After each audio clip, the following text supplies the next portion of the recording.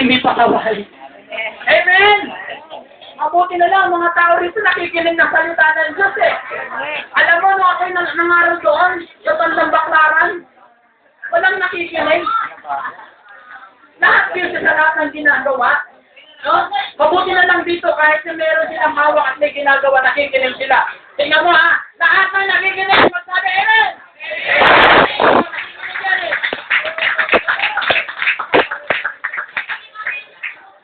Kahit may ano yan, ang binibang-libang yan, pero nakikinig yan. Ano sabi nung mayaman? Maaari bang papuntahin sila sa Rome? Doon! Sa aking 5 kapatid! Anong sabi ni Abraham? Naroon ang mga sulat ni Moses at ng mga propeta. Pakinggan niyo yun. Sapat na yun. Ang sabi ng mayaman, dahil kilala niya yung kanyang 5 kapatid na pasaway, ang sabi ng mayaman, hindi nakikinig yun! Ngunit kung may pumuntang isang patay na nabuhay, makikinig na yon. Abang request pa kailangan yung patay mangangaral. Yung ang buhay na buhay, ayaw maniwala, gusto pa yung patay. Abay, kapag ka ang patay na buhay, takbuhan lahat ng tao. Bakit makikinig pa? Kaya nga isang malaking pambobolang ginagawa ng mayaman na yun eh.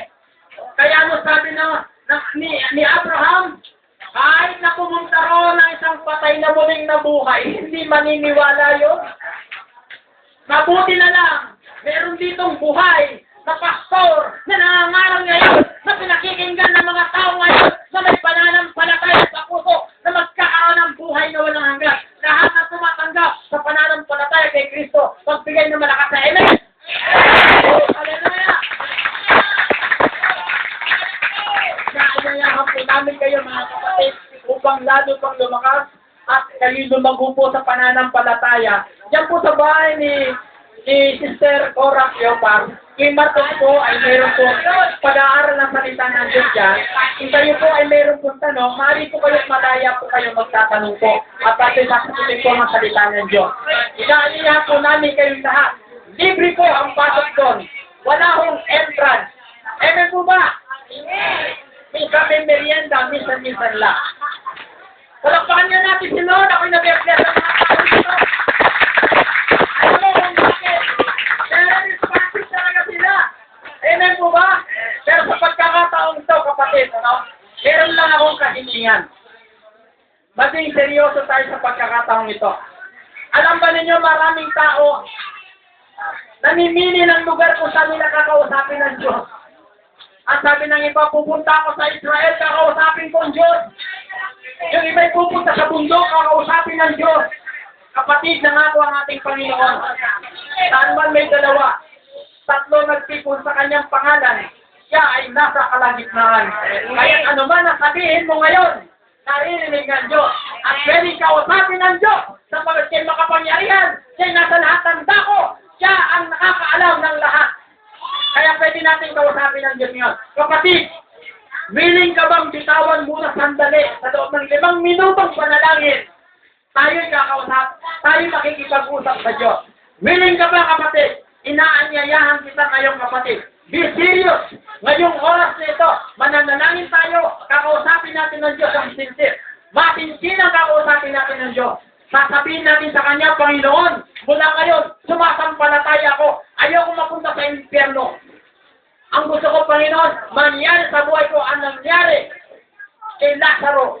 Na kaya napunta sa piling ni Abraham. Ano requirement ng ating Panginoon? Sabi niya, kung mananampalataya ka, kung mananalig ka, kahit na mamatay, muling mabubuhay. Sinasampalatayanan mo ba ito?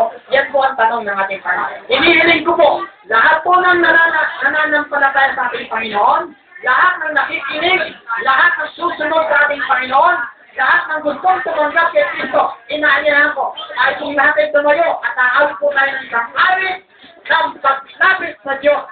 Hallelujah! Kapatid, inaanyahan kita. Sa sandaling ito ay tumayo tayo, bitawan muna natin yung ating hawak-hawak, at tayo po'y mananalangin bilang respeto at paggalang sa Diyos, tayo po'y lalapit sa Kanya sa loob ng 5 minuto, maaaring maligtas ang iyong kaluluwa sa impyerno at ay magtamo ng buhay na walang hanggan. 5 minuto lang, kapatid, inaanyayahan kita. Umawit tayo sa ating Panginoon. Hallelujah! Because He'll leave. I can praise tomorrow. I can pay tomorrow. Because it's Because He'll leave. all fear is gone. All fear is done. And because I know, And because I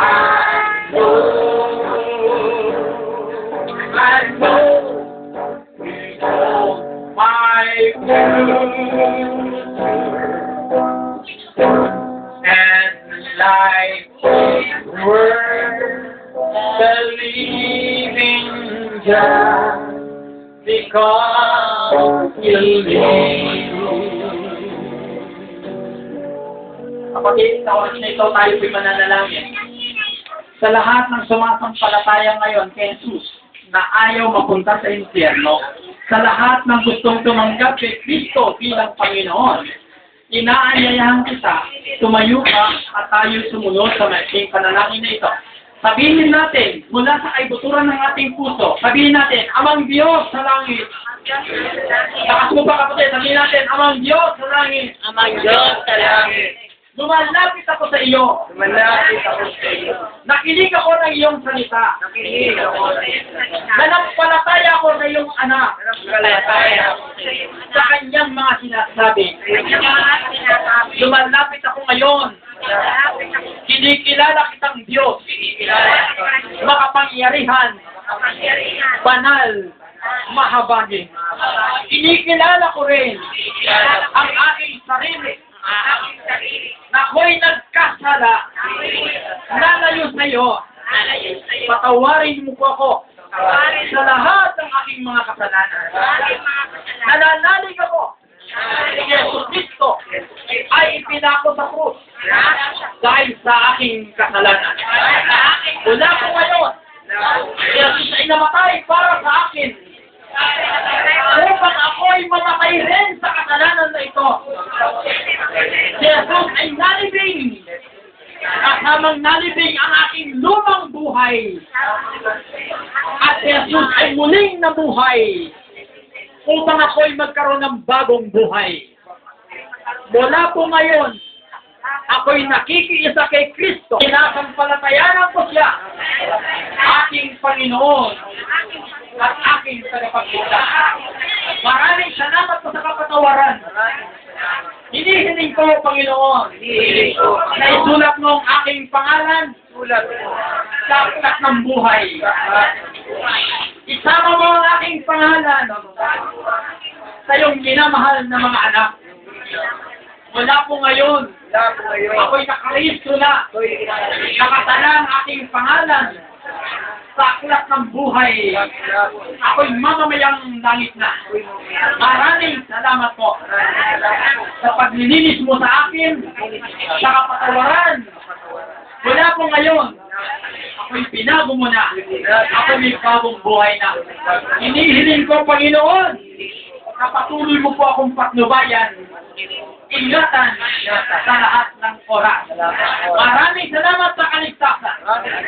Ngayon, sarado na ang pintuan ng impyerno sa akin. At bukas na ang langit para sa akin. Maraming salamat po. Ito po ang aking dalangin sa pangalan ni Jesus. Amen!